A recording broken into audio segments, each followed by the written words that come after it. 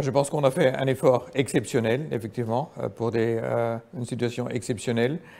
Pour rester dans les chiffres, donc dans l'année 2020, on a une fois de plus décaissé 300 millions d'euros de dons.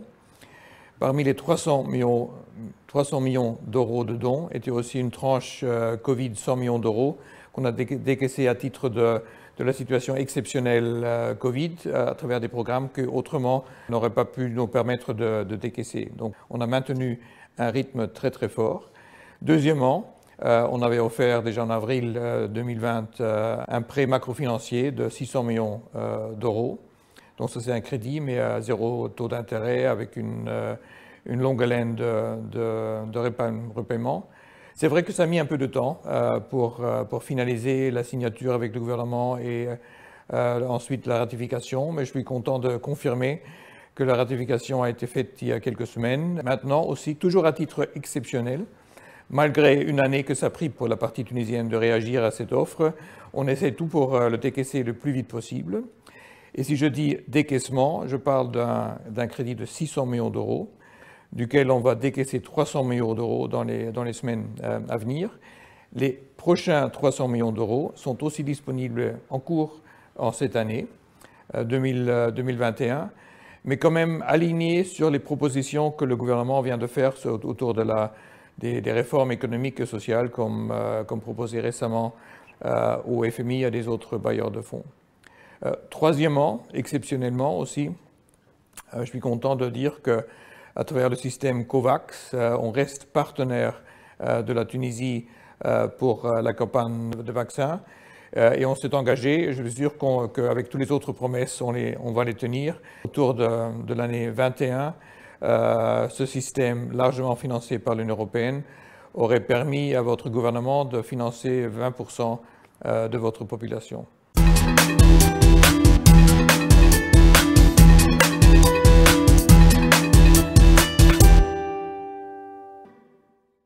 Déjà, je dirais qu'une bonne partie de ce qu'on a fait dans le passé a des composantes structurelles autour des programmes sectoriels.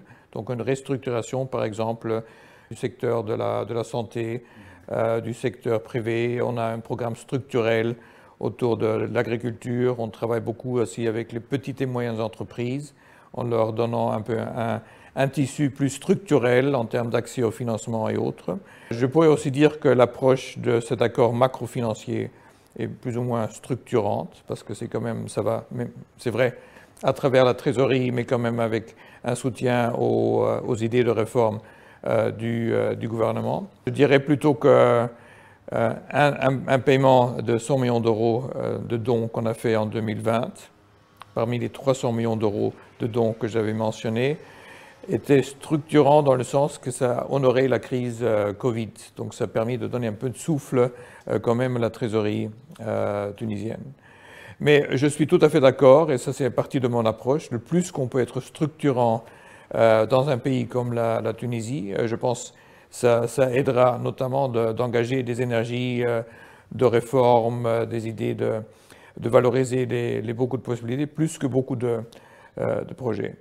Mais en général, avec toute la gamme de ce qu'on fait, quand même autour de 300 millions d'euros par an de dons disponibles, je pense que c'est sage d'avoir quand même un bon tirage à travers les différentes mesures de programmes, de projets. Certains de vos auditeurs sont des entreprises, donc on travaille aussi directement avec les entreprises à travers des modules projets. Je pense que c'est bien.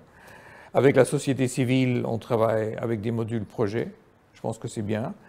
Pour la culture et la recherche, on travaille à travers des modules projets. Ça ne fonctionnerait pas autrement. Mais dans tout l'ensemble, je suis tout à fait d'accord. Le plus qu'on peut aider la Tunisie de se restructurer, le mieux. Donc, tout à fait d'accord.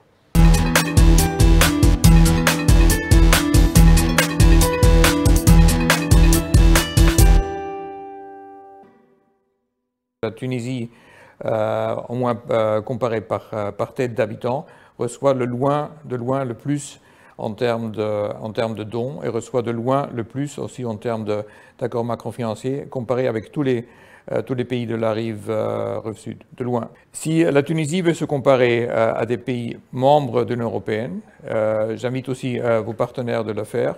Il ne faut pas oublier aussi que les pays membres, c'est eux qui financent le budget qui leur revient.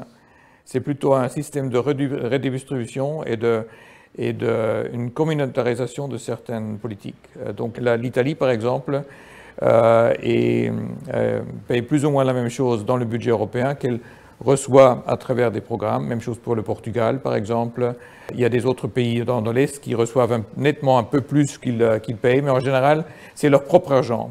Donc, avec cette comparaison, pas oublier que ça devient des pays qui reçoivent aussi l'argent par derrière. Donc, c'est une fausse comparaison si uniquement on regarderait, par exemple, ce que le Portugal reçoit en termes de fonds structurels.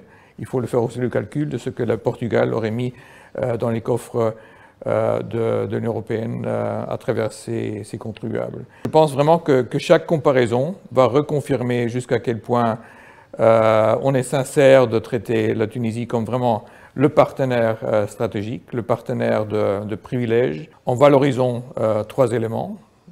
Évidemment, les ambitions autour de la révolution de la Constitution, donc l'ambition de la transition démocratique. On est pleinement conscient que la Tunisie a souffert le plus avec la crise libyenne, beaucoup plus que les autres pays voisins de la Libye, certainement.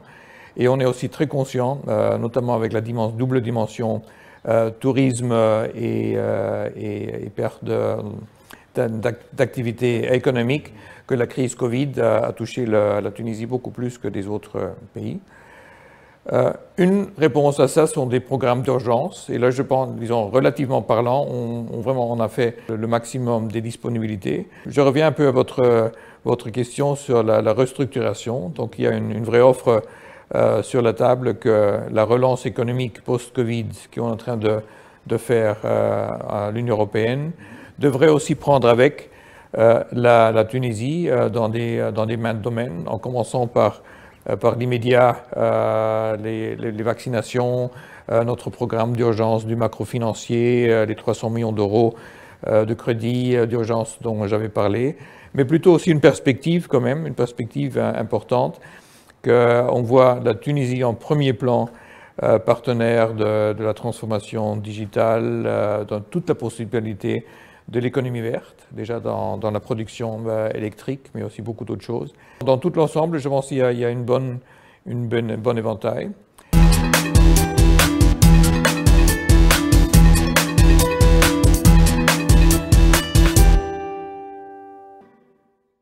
Avec 300 millions d'euros à peu près de dons par an, avec une aide macrofinancière qui s'enchaîne. Il y a quand même un grand volume déjà là.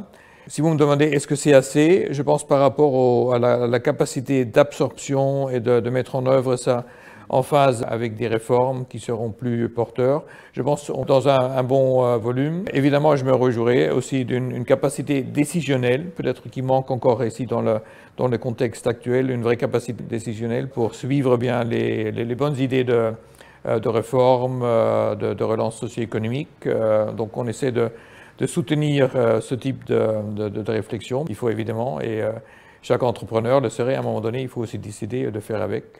Mais en tout cas, on est derrière la Tunisie pour appuyer les décisions de réforme en cours, mais aussi on est là dans l'urgence, de faire le maximum avec notre soutien financier, mais aussi en termes de présence politique ici.